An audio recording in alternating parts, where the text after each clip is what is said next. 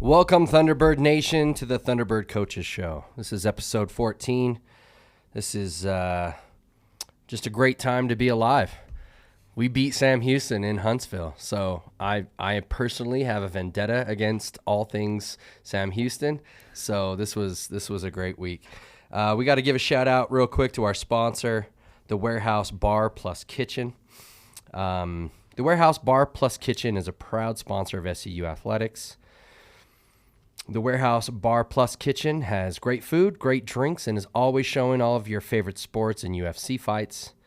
Thunderbird Nation, mark your calendars for their New Year's Eve party. Follow the Warehouse Bar Plus Kitchen on social media to see all of the ongoing fun. And the Warehouse Bar Plus Kitchen would like to remind everyone to have fun, always drink responsibly, and have a happy holidays. I added the last part. Happy holidays. It's getting there. We got. It's mighty festive of you. Well, yeah, I'm feeling festive. I'm feeling good, and I see the smiles on your faces. You're feeling good too. Feeling great, Coach. We went down to Huntsville, and we got out there with a W. How good does that feel? He said, we went down. Oh, no. We went down to Huntsville. I was there. I'm not letting you get away with that. I'm telling you. Yeah, he did, guys. He ditched us. Hey, for all the Thunderbird Nation out there, he ditched us this weekend. So this man's a savage. I'm salty about it. The only thing that makes me feel a little bit good about it is that he said that he is bad luck in Huntsville. He's bad luck when SUU plays Sam Houston. So maybe it worked out this time. Yes, we went to Huntsville, Texas. Had a nice little trip. That had a nice ride down, nice ride back. Yeah. Everything in between kind of fell into place also. Flew into Houston on Friday. Got some meetings, got a walkthrough in, got to eat some great barbecue on Friday night. So that's the part I miss the most. That's the plus of it going into Texas. Yeah, the barbecue restaurants are unbelievable. 4 different types of meats and the sauces. Oh, stop it. Sauces are delicious. I'm trying to talk the strength and conditioning coaches into stuffing the sauces in their bags and bringing it back. Yeah. Got to eat. Got a great night's sleep in a hotel. Got up the next morning, and we stayed in the Woodlands, which is one of the nicer areas in Texas. And got up the next morning and took the 30-mile bus ride into Huntsville. And Huntsville's an interesting place. That's my first trip. Okay. Those y'all out there trying to get a visual, is campus there pretty? Yeah, it's pretty. It also sits right beside the state federal prison. Yeah. So anyway. And that is where all of Texas's capital punishment. So they do all the death penalties there, and it gives you the weirdest. Like this whole like vibe of the town just feels like heavy. There's an extra gravity to Huntsville. It'll bring you down, man. Yeah. So Huntsville's most famous for the majority of the Bonnie and Clyde gang served time there at one time or another. They served time there. Okay. Yeah. Seems fitting. Yeah. You say Huntsville, Texas, people think of Bonnie and Clyde. They don't think about Sam Houston. But anyway, hey, nice university. Playing their last FCS game last Saturday, and they moved to FBS this coming year. And we sent them out the right way. Yeah, we did. Sent them out the way they were supposed to go out on the game. On the game, cold and rainy, not fun, not a whole lot of fun. But the beauty of football is that you play with whatever the elements are that day, and you have to adjust. And the team that's the most excited to play in those elements usually wins the football game. Well, I can tell you, our players were a lot more excited, a lot more determined to be successful than theirs were, and just came out and played really well. Got a field goal on our first drive. Shortly after that field goal, we scored a touchdown, and we were up 10-0 for the majority of the first half.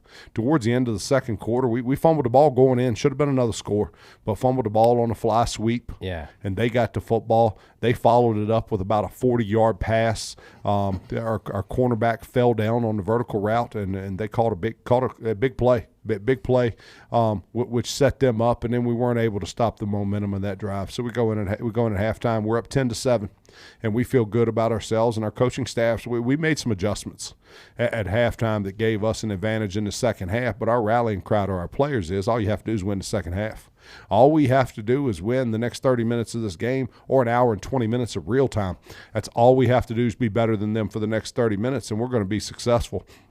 And we were able to do that. But, John, I can't emphasize this enough. Our young men played extremely hard on Saturday. They finished the season. We had a championship approach the last 2 weeks of the season. We played hard both Saturdays. A lot of fun to watch, and they finished the season the way you should finish it. In the second half, we scored. We scored. Elijah Burns went in for a 4 or 5 yard touchdown run in the third quarter, and then there were no scores in the fourth quarter.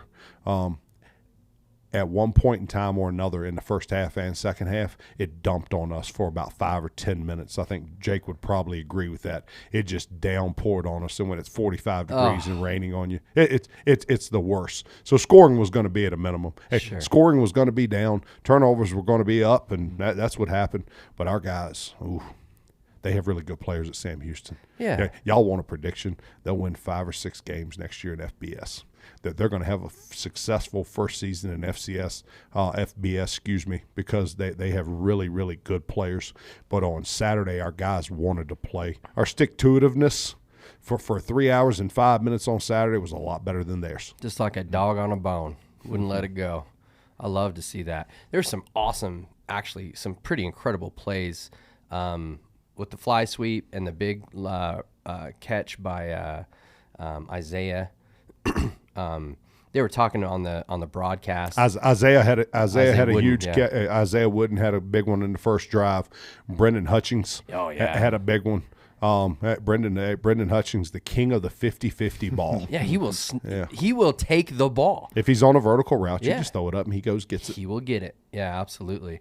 They were talking about that catch on the sideline where Isaiah Wooden was able to get both feet down, and the announcers were kind of going nuts, and they're like, "That's a Sunday catch. That is a Sunday catch right there."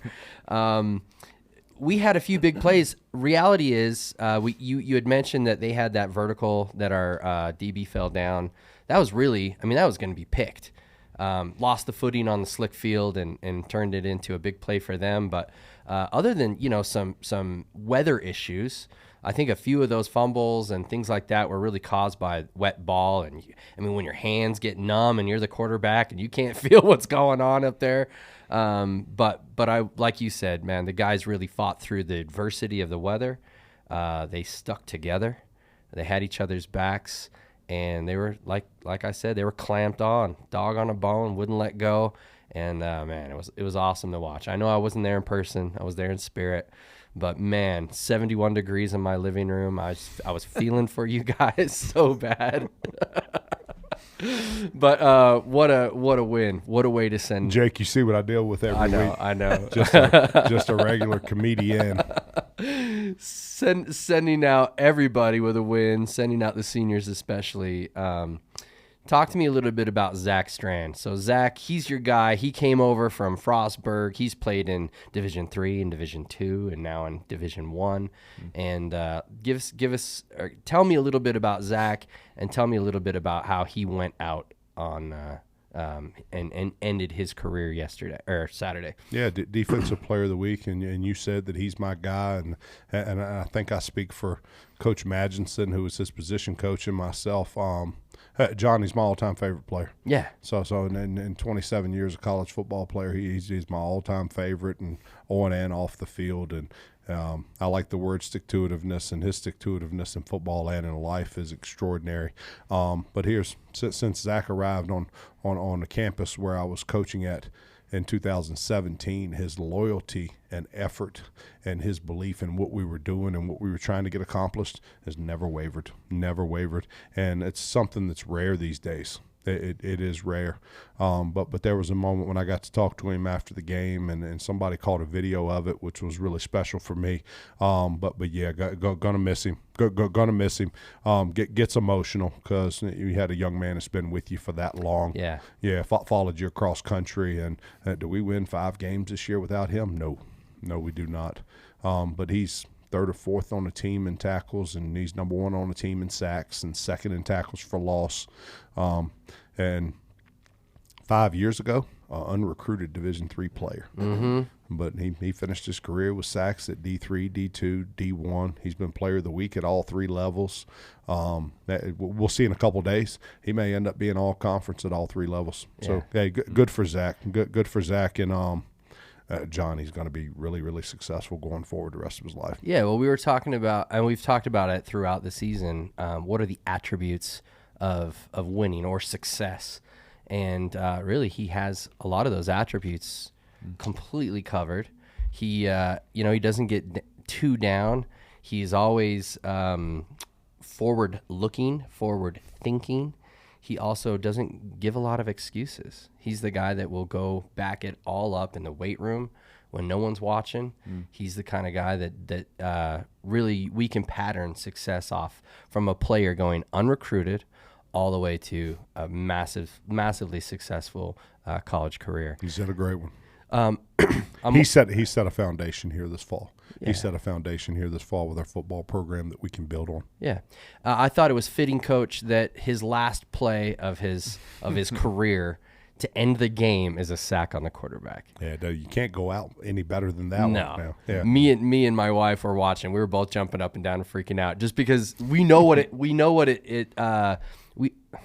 Let me rephrase that. We don't know because we didn't play football. We didn't go through the grind, but to see a career, to see the never-ending effort pay off like that right at the end, to get the sack, the last breath of your college career, he's still giving it 110%, gets home, sends the guy packing, off they go. I mean, I thought, to me, it was like, I look at storylines, it was such a great storyline. So I appreciate you highlighting Zach for a second.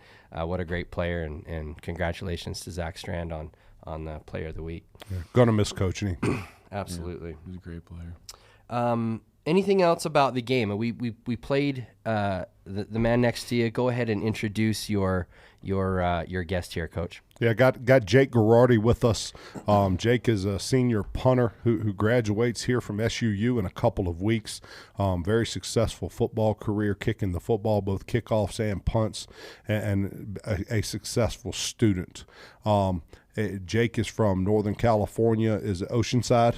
Yeah, Southern California, Oceanside. Oh, Southern, excuse me, my fault. Southern California, isn't it all the same thing?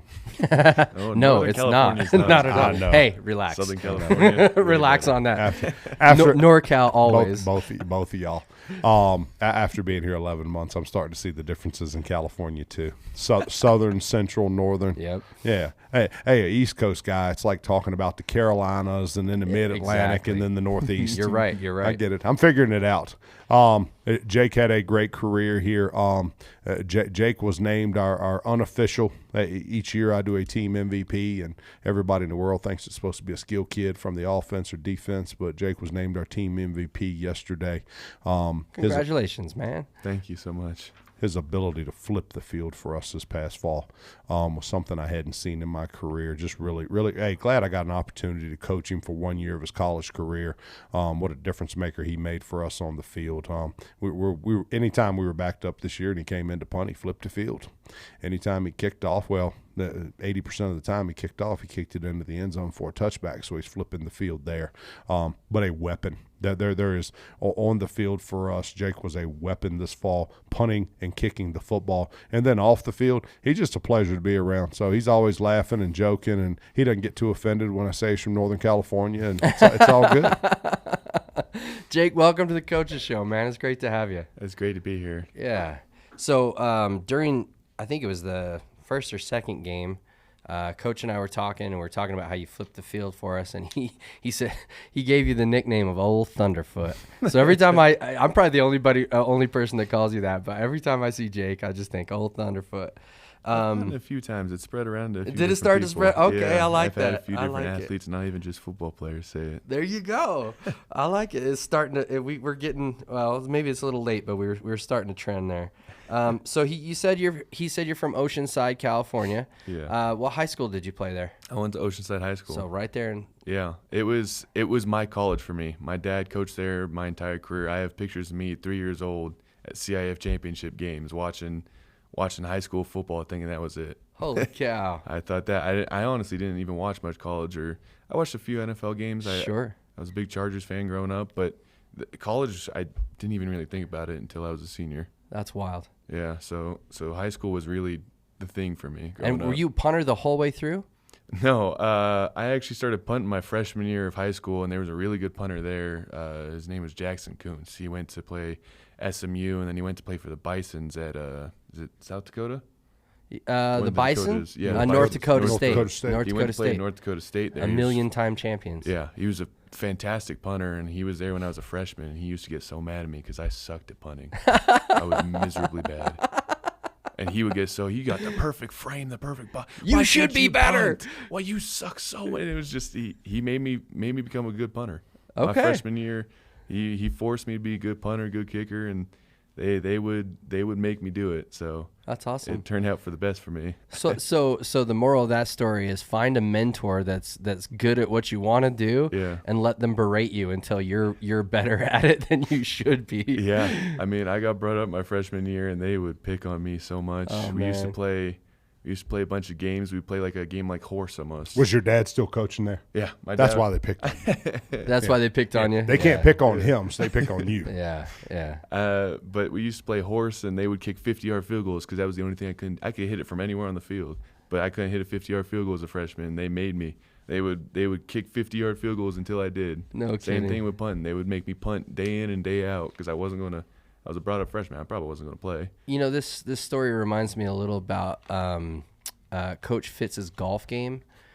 He Here When- we go. This is just payback. So when he started, he was Hey, Jake, hey, Jake, pretty bad. Jake, He came ask- out with some ask. studs. He started playing. He started playing with playing up a little bit, playing with some guys that knew how to play, and now he's actually a pretty serviceable golfer. So I can relate this story to Coach Hey, Fitz. Jake, asked him the last time out who lightened his pocket. Oh my goodness, 1 out of 100. This guy. And I'm done. He's a I'm he's done. You gotta he's a walk away after something he's like a that. penny It's out over. he's a penny out of a dollar. I like to see that. Anyway, so you came up through the ranks. Your dad was the coach, Yeah. and that's a special bond, I'm sure. Oh, yeah. Right. You've got the father son, but you also have the coach player aspect. Yeah. Was that easy for you, or did you feel a little extra pressure? And did that extra pressure? I mean, obviously pressure makes diamonds, right? Yeah, So tell us a little bit about that arrangement. Pressure- When you pressure- got home, were you like grounded if you whiffed a punt? No. Growing up, I mean, my freshman year was probably the hardest thing with it because I was a lineman all throughout before high school. So I was Pop Warner, I was a lineman, and I wanted to play receiver. I never did because we always needed linemen there. So I went to high school, and my dad was an O-line coach. And I remember telling my dad, like, hey, I'm going to try out for receiver. And he jokingly, oh, well, if it doesn't work out, you can always come back to O-line. And I got the starting job like that day. Okay. I won the starting. I had some of the better route running, and I had some great hands too. Sure. And I wasn't the fastest, but I was good for a high school freshman. And I had a few jokes my freshman year of a dude, saying, "Oh, you're only starting because your dad's a coach," and he Right. wasn't even a coach for freshmen. He was a coach for varsity. And so I had coach's son and stuff like that every once in a while. But once I started playing, they started to realize, oh, he's actually pretty good. Yeah, he could play. Yeah, and so I played all over. I was a D lineman. I was a receiver. We eventually made a tight end spot for me. I went to slot. I kicked. I punt. I did a lot in high school. So you played the game from top to bottom. You played both sides of Yeah. the ball. You played skill position. You played Yeah. line, Yeah. both on offense and defense. Yeah. You settled in as a punter. Yeah, so that was a weird journey too. I mean, I went to D2. I had no offers going into signing day. I had a few schools, and they ended up either having coaching changes or just dropped me. So it was the day before signing day. I didn't have anyone. You're And- waiting by that phone, and it's a Yeah. lonely time when it doesn't ring. Yeah, and Azusa called me up, and I think they were waiting to call me because they thought I was going to get an offer from some of these Big Sky schools, Sure. and I never did. And so they offered me the day before, and I even said no at first because Because you thought another call was coming. no, I didn't even think another call was coming. I had a certain amount of money. I had a goal is I Oh, I didn't want see. to go through college and have a bunch of debt. I see. And so I was like, hey, like I'm going to probably hit JUCO and then go somewhere else because everyone always questioned my size because I was so skinny. I was 6'3", 180 pounds as a senior, and I was playing tight end. I see. And so everyone questioned, "Oh, are you really going to be that big when you grow up? Like, we can see your dad, but we don't know if you'll be like him." Sure. And so I got a chance to go to D2 last minute, and then I was at the D2 and they closed their program. I was playing tight end and kicker there. At Azusa? Yeah, they cut their football program when I was there. They cut it during finals week. So it was day 2 of finals week. Signing day was over. Nobody had any money left. And I remember I was taking finals, throwing together clips of film, and I went, I have about 3 plays at tight end, and it's in a triple tight end formation. Unless I play D2 or D3, I'm not going to play tight end again. Sure. And I was an all-conference punter. And I said, you know what? I guess this is my sign to be a punter for the rest of my life. Like, I always knew I was good at punter, and I could go further at punter, not tight end. But this is my sign to really focus. And Southern Utah called me up, and they said, hey, you come out here within a week. You'll play the spring season, and you'll be a walk-on. If you're in the starting spot, you'll be on scholarship. And I was living in a house at that time. My parents owned that house. I was living out there and packed up my stuff, told my girlfriend, I'm sorry. I'm moving to Utah. And within a week, I was up there. Second day of school is when I first showed up to Utah, and I was playing a season. Cool. So wow, I got a weird college journey too. It went. Yeah, I was gonna say that whole process went quick. There's probably some decisions you had to make on the fly. It and was within hours. Follow your heart. Where do we go? Oh, we're going to Utah, baby. Yeah. Well, I sent my film to every Big Sky school, and nobody responded. Not a soul. And so I just had a connection here. I knew Robert Ball at the time, who was the defensive coordinator, and that was the only reason I really got in here. Cool. He put my name out there. Well, you get in where you fit in. What happened with the girlfriend?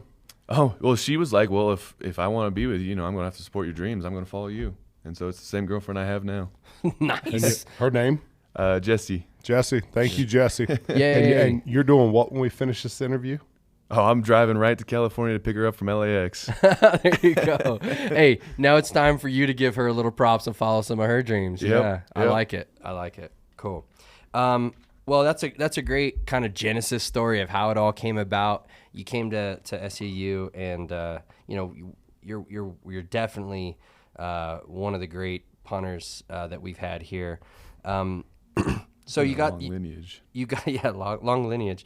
When you get to Cedar City, what are you majoring in? So have you stayed in that major? Have you tell us the academic story here? So I was a business management major at Azusa, and I was projected to graduate one semester after 4 years, so I would have my last season of football. Okay. But since Azusa Pacific's a Christian college, sure, I lost a year of eligibility. I see. So or a year of credits. That's before the transfer rules and all that. Well, I lost a year of credits. Oh, okay. So I see. They didn't transfer over those I had credits. 5 Bible classes. I see. And Southern Utah is not going to use 5 Bible classes for anything business-wise. Right. So I lost a lot of credits there, and it put me back from being, the start of my 5th year to the start of my 6th year is when I was going to graduate. I see. So I've been pretty and you solid stuck with that major? I've stuck with that major, and okay. Southern Utah has a great business program. Amen. They've been super helpful with everything, entrepreneurship and all these different things. They're a fantastic business program. So they're hard, but they're good. Yeah, interesting enough, I actually met you. I had no idea that you were the punter. I met him in an entrepreneurship function, and you and I were walking across the street. You were talking about the squat.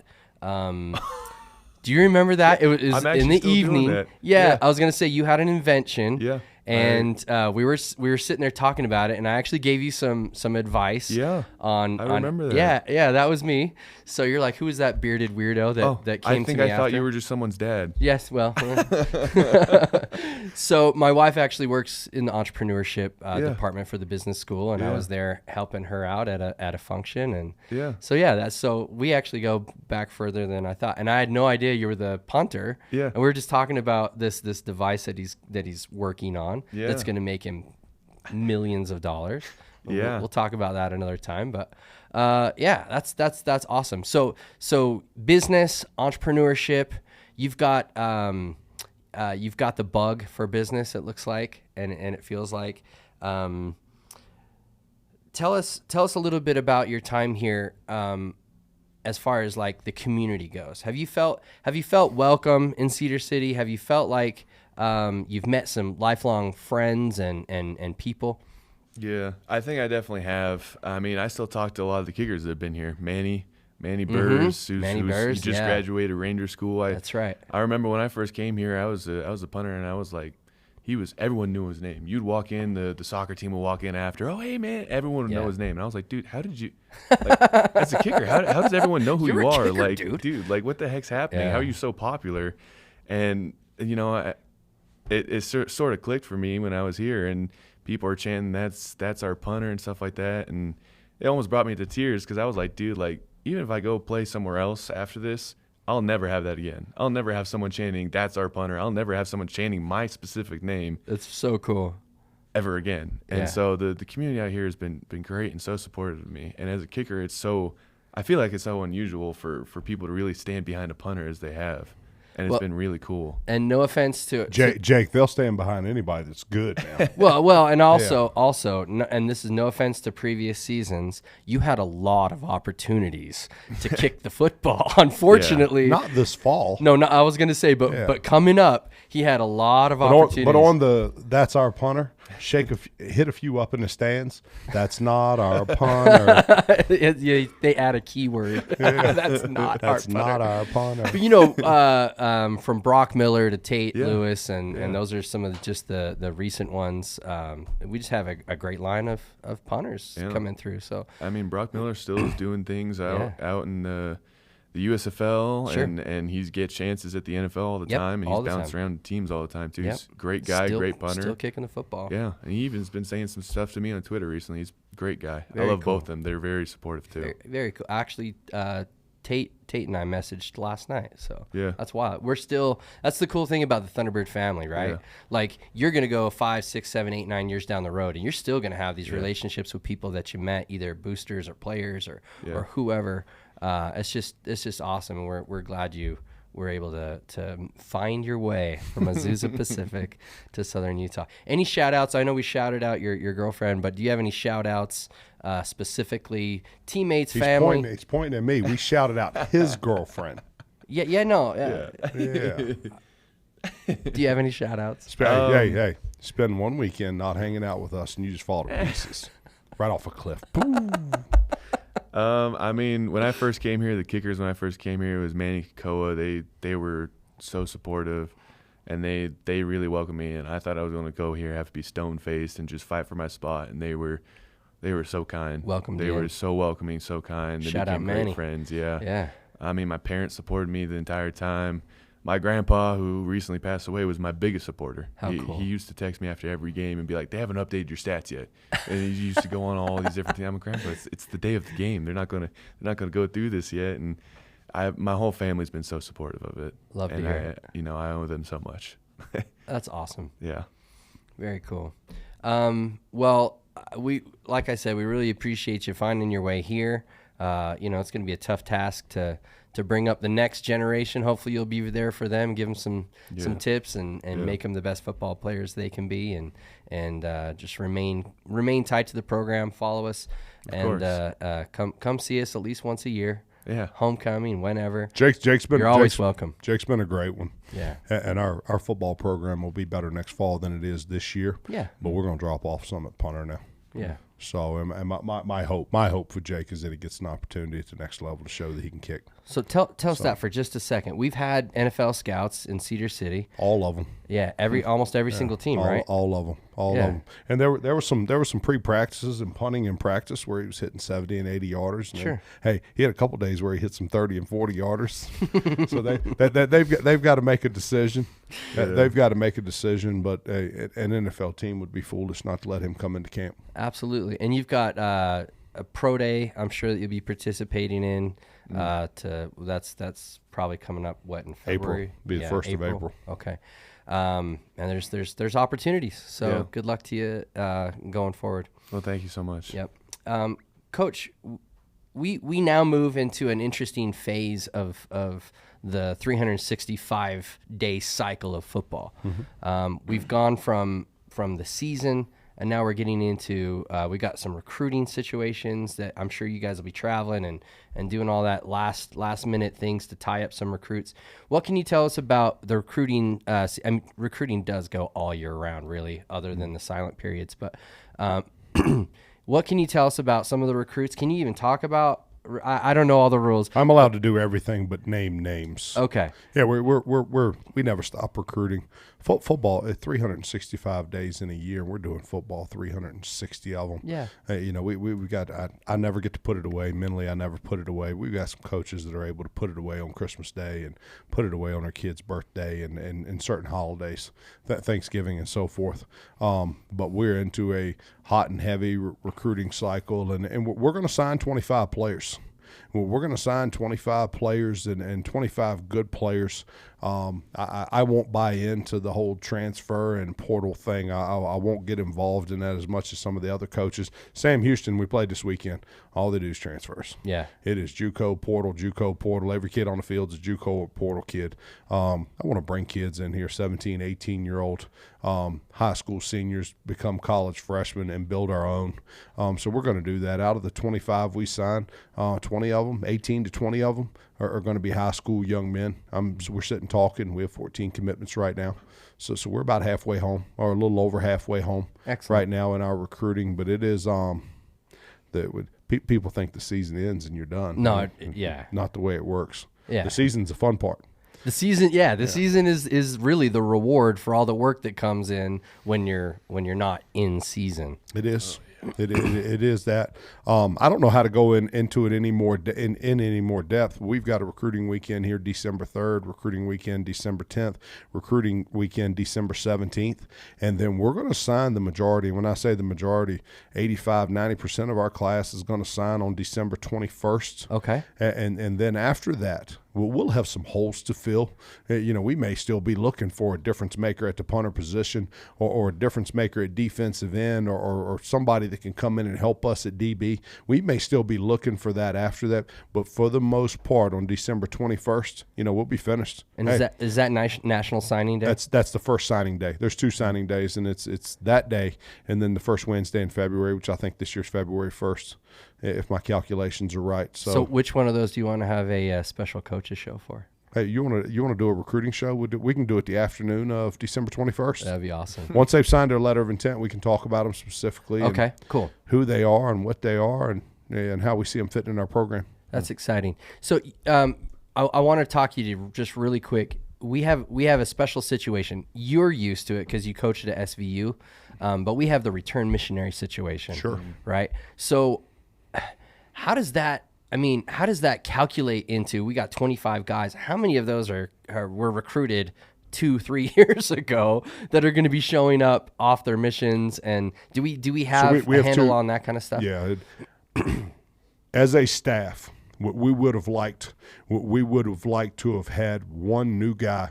We start spring semester January 9th. Mm-hmm. We'd have liked to have one new player at each position just to shake it up, to provide some competition, et cetera, et cetera.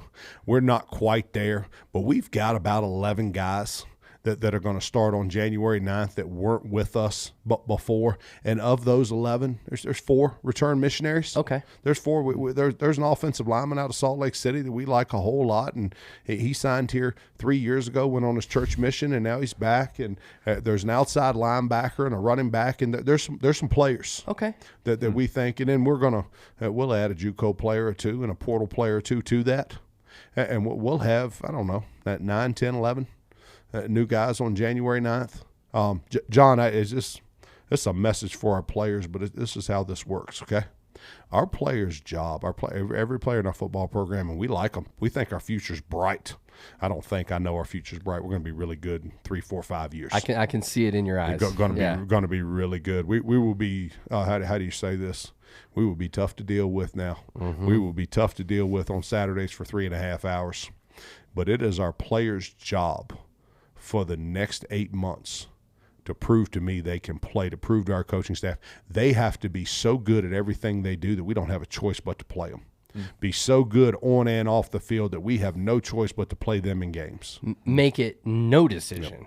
It is our job as a coaching staff to recruit over top of them. Yep. So while they're proving that they're proving to us that they're worthy and they belong and that we have to play them, and we are tasked with bringing someone in to replace them. Sure. And that is the way great football programs, basketball, baseball, any of them. Life, competition breeds success. That is. Yeah, you got to prove it every day, and that's how you achieve that level of excellence. Is Embrace competitive excellence. Yes. Yeah. What about I'm guessing there's some parents that listen to the show. How can they push their kids? I mean, we want them to respectfully push their kids. You don't want to burn them out or anything. But there's an opportunity for them to get stronger in the off season.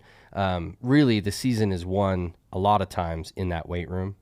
A lot of times it's you said the fun part is the season. And if you can embrace the process of getting stronger, getting faster, learning your position, there's a lot of things you can do that contribute to success on Saturday. You could be doing in January, February, March, April, right? You said it. Yeah. Well, one of our biggest deficiencies here right now is eating habits. Okay. Our players' eating habits are not good, and we've got to fix that going forward. Or we have to bring in players that actually know how to eat and take care of their bodies in the off season and in season. In season and off season. But no, you hit the nail on the head.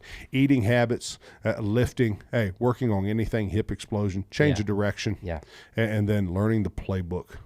We had more young men than I've seen in the last 10 years went through the season without a complete understanding of the offense, defense, special teams playbook. And that's something that we have to fix. And how do you fix that? You have to care. Yeah. You've got to give. You have to care enough to get in and learn what it is you're supposed to do. Yeah, and if you don't know, ask questions. If you don't know, you get left at home. Yeah. If you don't know, you continue not to play. Yeah. So you've got to do whatever it takes, and if that's swallowing some humble pie and asking for some help, go ahead and do it. Figure it out. Yeah, John, let's don't end this thing on a negative note. No, not at all. This is all good. This is all good. Last 2 weeks, kids played their rear ends off. I couldn't be prouder of them. Hey, Saturday was such a team effort. It was such a great team effort, and we should close on this. But one of the social media publications that people think's real good predicted us to go 0-11. Mm-hmm. Another one predicted us to go 2-9. There were predictions that we wouldn't win a conference game, et cetera, et cetera. We exceeded all of that. Yes, sir. We exceeded all of that. And in our first season here, the sky's the limit. We're going up from here now. Well, I was just going to end with the thoughts, right? The thoughts looking back over your first season here. I'm sure you had some expectations. Have I only been here 1 year? It seems like 10. It took 10 off my life. Yeah. Rebuilding the program is no joke, took right? years off of my life. But give us the scoop. So you got here, you assessed the program. I'm sure there were goals and expectations. Just give us a 2-minute rundown of the before and after, the expectation and the reality. Yeah, we wanted to start, and we started from the ground up, and the cupboard was mostly bare. There were good players like Jake that were left over. We had a lot of new guys contributed, playing those freshmen and just playing those young guys and guys that are going to come back next year. We return every player on offense. So we return 8 starters on defense, of which 6 are freshmen. I think we started 7 freshmen on Saturday. We've got a good one, and Anisi Purcell is going to be a good player going forward. But anyway, just there, and you talked about the assessment, and you said when programs aren't good, they're doing 20 to 25 things poorly.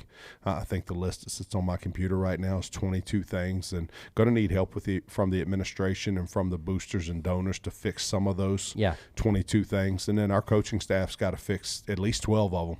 Our coaching staff's got to fix at least 12 of them. But the goal this year was to exceed expectations, which we've done. And then the goal next year is going to be to build on this year. And then the goal 3 years from now, the goal starting in 2024, 25, 26 is to win the WAC conference, make the national playoffs. And then when you make the national playoffs, just simplify it. Let's just win a football game per week. Yeah. Win one football game per week. Hey, everybody in town stays happy. All the boosters stay happy. Hey, you hit the playoffs and you win one game per week for 4 or 5 weeks. Yeah. It gets real exciting. It gets real exciting. It's real exciting at the end, and that's what we're going to do. Okay, last question. My wife wanted to know, well, it's a 2-part question. What did you tell the guys going into the last game? And then what did you tell him leaving the field? Jake, you answered. Let's see if he was listening. That whole last week's kind of a blur for me. It was a very emotional week for me. Yeah, I bet. Going into the last game. Yeah, what were the words of wisdom right before kickoff? Championship approach. Yeah. That we had a championship approach. That was the rallying cry for the last 2 weeks. And a championship approach starts on Sunday after church. Come out of church, championship approach starts in. You can't turn it on in the locker room on Saturdays. But championship approach. Be the most excited football team to play at 1 o'clock on Saturday. At kickoff on Saturday, be the most excited team to play. And then we talked about dumping your bucket, and Ben Wilson was a player for me 14 years ago, and he was a good one, but he used to talk about football was great because he had a 5-gallon bucket, and he was talking about it in life. And each day of the week, he dumped a little bit of himself into that bucket, and then on Saturday at lunchtime, he dumped his entire bucket on his opponent.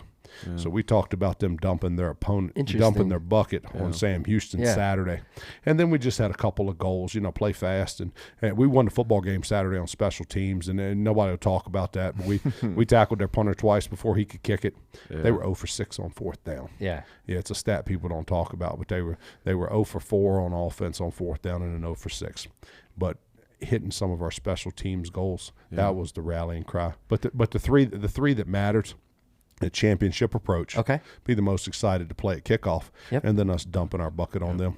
And then what about in the locker room? So good time in the locker room. I'm actually hoping none of those videos get out. It was a good time in the locker room, Coach. John, do you know 2 chairs? Do you know how dancing? A little dancing? Do you know how hard it is to dance on 2 metal chairs? With rain, with water dripping all off of you and water in the bottom of the chairs. Yeah. If something went wrong, he was hitting the splits real fast.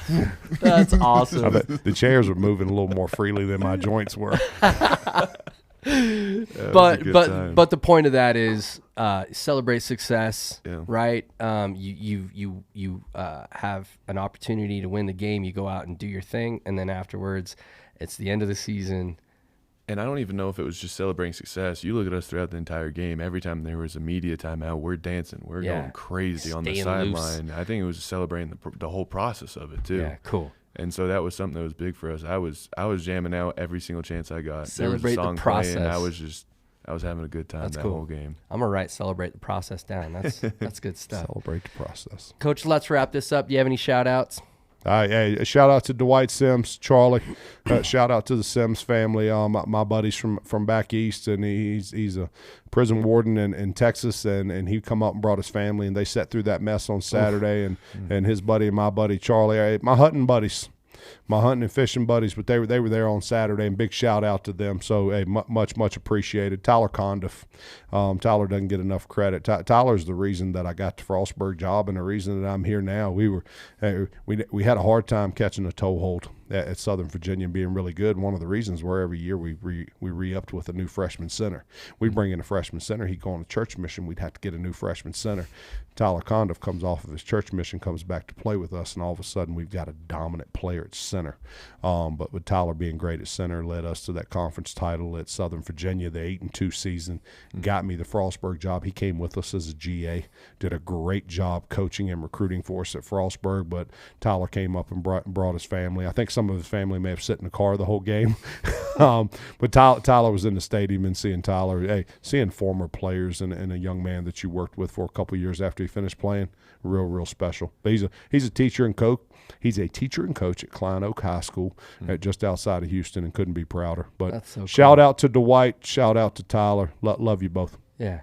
Well, I've got one shout out I missed last week. Let me go back since you got one more. Let me go back. Yeah. I'm not always easy to deal with. And Jake over there laughing. Jake's like, that's the underestimation of the century. Hey, there's been 5 or 6 days Jake hated me too. But outside of my children, I get real passionate about football. I think it's the greatest game on earth, the way it's played and how it takes all kinds. You got soft kids and tough kids and tall kids and short kids and skinny kids and fat kids and everything in between.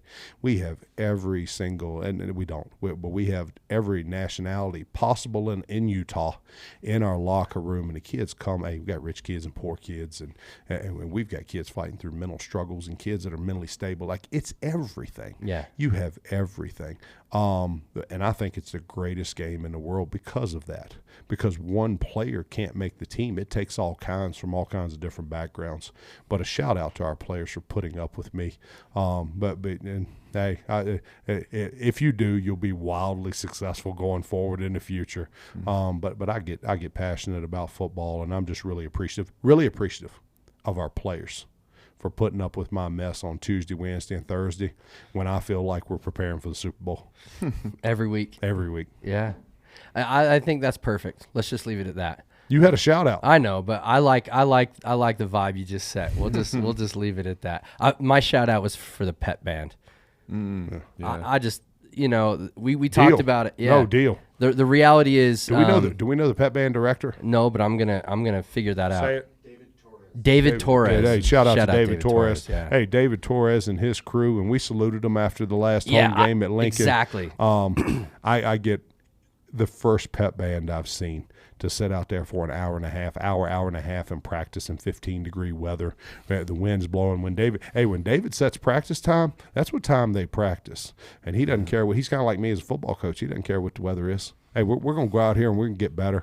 But I'm going to tell you now, me putting my lips on a tuba or a trumpet at 15 degrees, sleet and rain, snowing 15, it ain't happening. Have you guys ever played a brass instrument? Those things, when it's cold outside, it's cold, and it takes a long time to warm those. No, things John, up. that's a good one to end on. Hey, this is David's first year. Yeah. It's David's first year. It's my first year. He's going to build on that band and build something bigger and better, and we're going to build on our football program. But big shout out to David. It just makes the game experience awesome. Yeah. It makes it feel like college football. Truly when the authentic. band's going and the team's going, man, there's nothing better on a Saturday. So, well, thanks, Jake, for being here. Appreciate you. course. Sorry we probably went over a little bit, but No, you're but we were having a good time. And Coach, thanks for everything.